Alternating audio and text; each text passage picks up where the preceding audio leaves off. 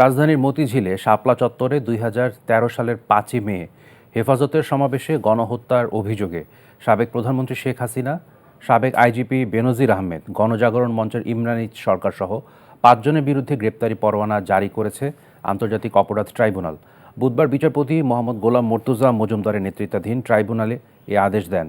একই সঙ্গে গ্রেপ্তার থাকা সাবেক স্বরাষ্ট্র প্রতিমন্ত্রী শামসুল হক টুকু, সাবেক আইজিপি শহীদুল হক, সাবেক সেনা কর্মকর্তা জিয়াউল আহসান ও সাবেক পুলিশ কর্মকর্তা মোল্লা নজরুল ইসলামকে এই মামলায় ট্রাইব্যুনালে হাজির করার নির্দেশ দেওয়া হয়েছে।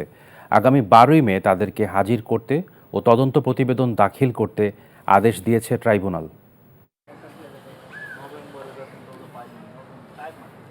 এই ঈদে জামা জুতো অ্যাক্সেসরিজের ডিসকাউন্ট। তারা সেই সময় কমান্ড করেছিলেন। আপনারা জানেন যে প্রাইম মিনিস্টার পার্লামেন্টে পরবর্তীতে বলেছিলেন যে এরা রং মেখে শুয়েছিল। তার মানে এটা তিনি জানতেন, জানার পরেও তারা এই ধরনের তুচ্ছতাচ্ছিল্য করা তার নির্দেশ এবং পরিকল্পনায় এটা হয়েছিল। স্বরাষ্ট্রমন্ত্রী, স্বরাষ্ট্র প্রতিমন্ত্রী, আইজিপি, র্যাবের প্রধান, এডিজি অফ পুলিশের ঊর্ধ্বতন কর্মকর্তারা তারা প্ল্যান করে এটা করেছিলেন। সেই কারণে প্রথমে আমরা টপ কমান্ডারদেরকে বিচারের মুখোমুখি করতে চাই। সে কারণেই টপ কমান্ডারদের বিরুদ্ধেই আজকে গ্রেপ্তারি পরোয়ানা চাওয়া হয়েছে এবং সেটাই জারি হয়েছে আজকে। এই ঈদে জামা জুতো অ্যাক্সেসরিজের ডিসকাউন্ট।